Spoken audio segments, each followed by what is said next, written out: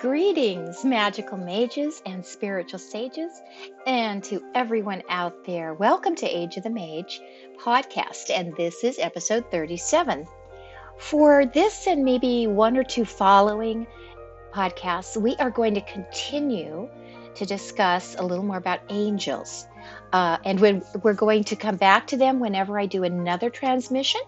But I just wanted to get through the current news that I have regarding angels. So today, as an introduction, if any of you have not yet listened to episode 34, that is a long-winded introduction to all about these transmissions that I have been receiving and why I'm trying to find out more about the angelic realms.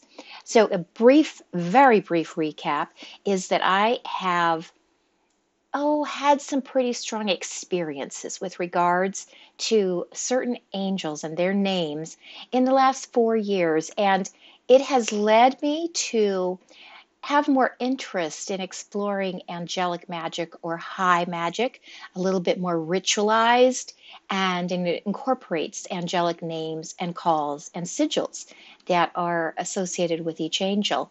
And so my own interest has led me to want to know more about just who these angels really are, because if I'm going to be calling them in, invoking or summoning on any level, I wanted to make sure I am reaching a high realm of goodness and benevolence.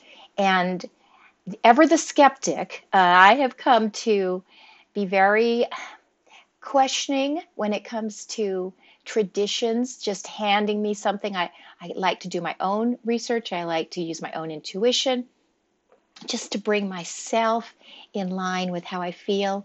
And that is where this has led me onto this. That's how this journey has come about regarding the angels. And second to that, I have have several experiences in my life receiving downloads, receiving these kind of telepathic transmissions, and many have been validated for me. And so once again, I know I have had some resistance to this, complex reasons, I suppose, but I am trying to live in some trust right now and open up more to receiving these transmissions. And so I am working towards doing these more regularly about many of my questions, and obviously I'm happy to share these with you as they come along. So these are the kind of the ground, set the foundation for today's podcast. And the previous two podcasts, 35 and 36, I went over the first angelic transmission I received, and that was about a year ago. So this is now very current. I have just received another one. It is dated March 9th, 2021. So it's very recent, and some new questions came up for me, and I'd like to begin to share this particular transmission with you. And so we will begin. I was greeting them, and they said, "Greetings, Mary. We're glad you have come to us once again. We are here to receive you and are in your service." And then I asked, "I have a question about the name that I received that might describe you as a collective. Angelic Technologies, Inc., or Angel Tech. Was that a joke, or am I to take that seriously?" So what happened was people were asking me, "Can you tell us who you're communicating with? Do they have names? Do they call themselves anything?" And I do have some individual guys I've worked with for a long time, and I know their names. And some of these collectives that come to me, I haven't really been specific or drilled down and asked them who they are. And so I was just thinking this over, a little over a week ago. I was thinking, who are you? And it wasn't a formal question, but it just popped into my head, this name, Angelic Technologies, Inc. And it was funny, I had to grin because it wasn't a real spiritual sounding name by any means. And so I was questioning, like, are you kidding me? That's really what we're going to call you? And so that's the question here. And they reply, "The name carries humor as we intended. However, it is also an apt name for those of us in this collective who are here to share information with you so that you in turn can share it with others. So I then say, well, thank you. I will refer to you by using that name for the time being. I am here to gain additional information about angels with regards to how we, as Earth humans, should think of them. I've been studying the books of Enoch, and as I hear more of the stories about the origins of angels, demons, Nephilim, the Watchers, and fallen angels, I become more confused. Many of the writings suggest much more human characteristics and flaws than they suggest divinity or advanced soul energies. So, yes, I'm expressing to them that I have been reading and doing some studying in the 3D world about these things. And as I do, I just feel like I'm reading Greek mythology or something, full of all these emotional upheavals and things. And I'm questioning about this. So they reply, we have been answering you each and every time you send questioning energy in our direction. So many of your thoughts about this are already accurate from our point of view. We are a collective attempting to share the truth about angelic and demonic realms with you so that the energies and connections available to you and other humans will be better understood. Therefore, we are not necessarily classified as angels ourselves, at least as you would interpret that class of beings. We are teachers who stand as mentors and guides to you and your species, and we do have access to additional insights regarding the classification of angels and their technologies that we can share with you for your edification and advancement. And so I thank them for that message, and I encourage them. I say, please continue. And they do. And this is their reply. Therefore, as you research these beings or this topic, you are already receiving answers through your connection to us that was established at a previous time. We have been accessible to you ever since we heard your call for information many months ago. Your feelings about such matters, along with your thoughts and intuition, have already received many etheric messages from us. So once again, I come in with my own statement. So this is what I told them next. I said, I do not feel that those beings described in the books of Enoch and other biblical texts represent the godly characteristics that I can identify with. Instead, they seem to be jealous, power-hungry, and vague in their explanations when it comes to defining rules for the humans and or the angels. For example, I'm having a difficult time understanding why angels would be punished for sharing important knowledge with humans, including healing, magic, herbal, and other helpful information. As I see it, this knowledge benefits humans, and yet those angels were cast out and are now considered demons. This is just one of the confusions I have regarding these stories. So once again, I'm expressing that the resources that I have been studying, I tried to go back to the actual, I know there are other people that have offered beautiful texts and information on angels, but I was trying to go back to some of these original writings, these ancient texts that have described angels from the very beginning and not look at other people's interpretations. I was purposely trying to access the original information that all the other has grown out of. And so I was expressing to them this repeating issue I have when I read these stories is it just doesn't, they don't feel like a, omnipotent, benevolent, loving God. Uh, they don't feel like representatives of such a being to me in so many ways. And so I just continue to have these questions. And then I question like, the difference between angels and demons. And I want to make sure that I have enough accurate information concerning these two different parts of the same species as I continue my work so that I know who I'm calling on and why I'm choosing who I am choosing. So from here on out, they are the ones speaking. I do not interfere with any more questions. And so let's read a little bit and then discuss what we come across. So they reply, "We understand your confusion, and we know that you are already coming to understand the truth regarding this situation, but we will attempt to explain more.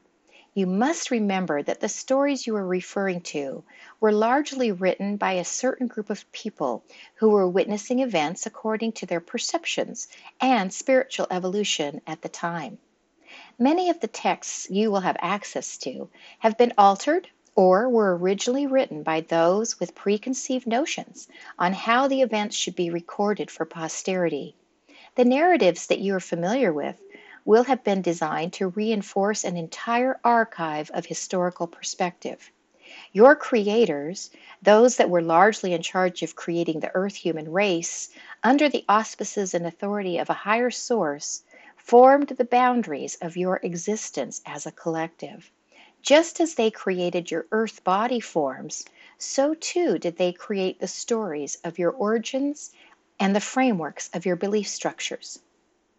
So they are referring again to a group that we were introduced to in the first transmission, and that was this creator alliance that is an advanced species that has overseen the Earth human development. And so they are referring to those beings here and saying that they have set a lot of the parameters for our belief systems and how we will process our reality, in addition to also creating us. All right, in order to be effective as stewards, your creators established their authority over you. It is wise to keep in mind that you were a young species and did require guidelines for your advancement. As is the case in many creative alliances, rules are established for the alliance creations until they are ready for more sovereignty and evolution. However, each creative alliance has the ability to endow their creations with rules and belief structures according to their preference. In the case of Earth humans, your creators chose to remain as authoritative entities and overseers. So if I'm interpreting this correctly, they're telling me that as creative alliances come together and work on their creative endeavors, their planets, their species, and things they're going to be creating, they get to choose the type of leadership, the type of belief frameworks, the type of governance, things like that, that will be incorporated into their creations' lives. And our particular overseers used a hierarchical structure and something more authoritative when they set us up. All right, we'll return to the transmission now. The energy that aligns with the establishment of this blanket of authority has led your species to form world views according to similar hierarchical structures. Most stories and narratives that come to you through, quote, divine hands or biblical teachers will also carry the energy of authority and authority structure, as though that is the singular and best belief system to adhere to. In actuality, it is only one structure and is by no means superior to other options. It is merely the one that has been given to the Earth humans as a template for governance. As for those that consider themselves your creators and therefore your stewards, they are not what you might perceive if you wish to consider them on the same level as the highest creative source, the one that you might refer to as God. They are many kingdoms apart from such a level, and yet they are far more technologically advanced than your own species. They are aware of their place in the order of kingdoms. They also come from authoritative structures, and so they have passed the energy of these systems on to you.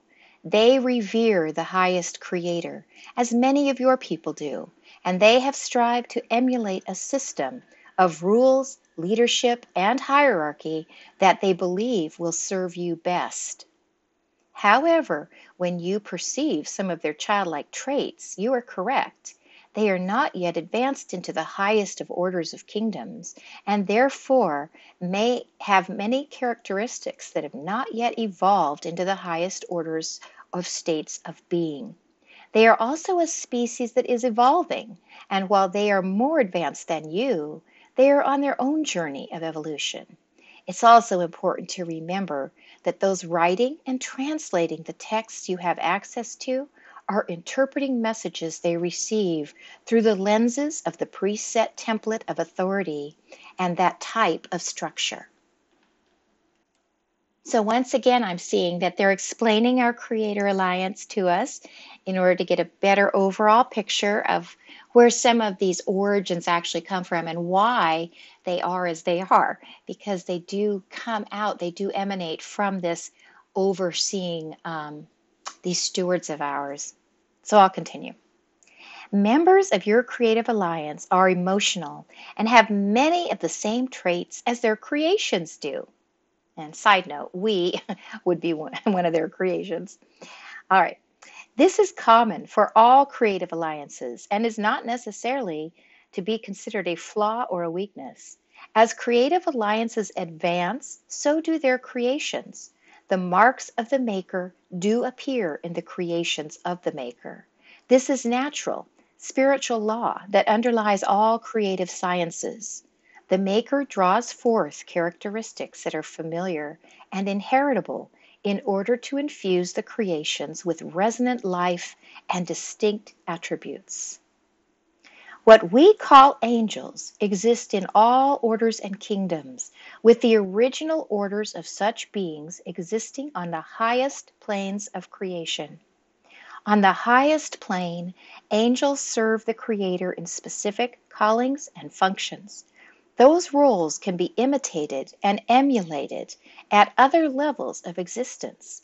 In most cases, those that choose to represent themselves as angels on behalf of their correlating kingdoms access and maintain the same energy signatures as those who serve in the highest planes.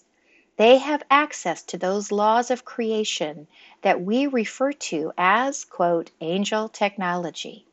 We use this term so that you will understand that angelic work is complex and comprehensive and is much like the technology you are familiar with in your dimension.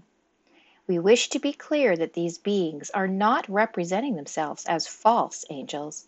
Rather, they are willing to serve, as all angels do, utilizing certain technology and performing unique functions defined by the archetype of their role in the overall process of creation.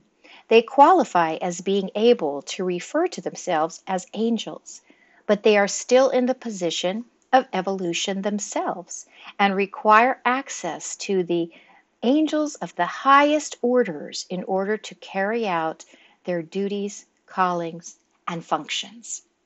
So, to summarize that bit, what I infer from that is that angels do exist in the type of angels most of us might envision when we envision working with angels, magical, powerful beings, very spiritual, in close proximity to the most high divine source that we imagine, that we think of, these angelic beings.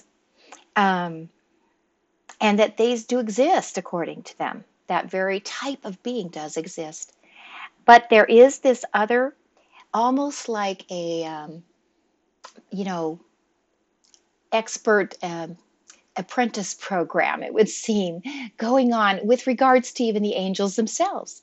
And that around our own sphere and our own plane of existence, there are those in their training program to be angels, and that it sounds like to me that they channel their energy and resonate directly to and from these angels on high. And so they qualify as being called angels, and yet they may not be the very tip top, in standing yet. And this is how I'm interpreting that particular paragraph. I'm going to close for today, and we're going to continue in the next podcast with the second half of the of this second transmission, to give us some time to think about these concepts. In some ways, when I get this information, I have to adjust my feelings, because as each of us, we have traditions, and we have belief systems, and we have ideas about all these things that we have lived with for our entire lives, and they become very crucial to us, and they become part of our identity, in fact. And so to adjust that is not an easy thing. And as I hear things from this collective that I feel I am getting good information from at this point, it is causing even me to have to make adjustments in how I believe and how I think about these beings. And I'm sure much more is still to come. But I will say overall, I am having some peace. I'm having some peace settle into my heart about working with these beings. And I know more information will come. I do feel that my perception of them is changing a bit and perhaps becoming more realistic. And I'm getting to feel, all right, I know who I'm contacting and why, and this is starting to come in for me. So I'm hoping as we continue to move through the information I'm receiving, that will happen for you too, if you are one of my dear listeners who is interested in angels and the angelic realms and working with them in any way. I'm specifically interested in knowing more about them before I use their names out loud and in ritualistic sense, because there's so much power when we say certain sounds. And they did verify that in the first transmission, which, if you're interested, please feel free to go to the podcast episodes 35 and 36, and they introduced the concept of the sound bearers, and that these angelic names are not, they're very purposefully chosen, and the sounds themselves resonate to the function of each specific angel. And so when we utter these names, we are opening up magic portals to their abilities. And so we have to treat some of these things as sacred and as magical as they truly are. And that's where my concern lies. And so, but some of the rest of you may just have more general curiosity, and I have that too. I'm going to ask them questions about, well, what about when a person sees this? Is that an angel? We're going to go there. I want to know those things too. So we will continue with this exploration into the angelic and demonic situations and see who's who and what's what there in the next podcast too. Thank you so much for listening and for joining me once again. And I wish all of you a very wonderful day or evening. And I will return soon and say goodbye for now.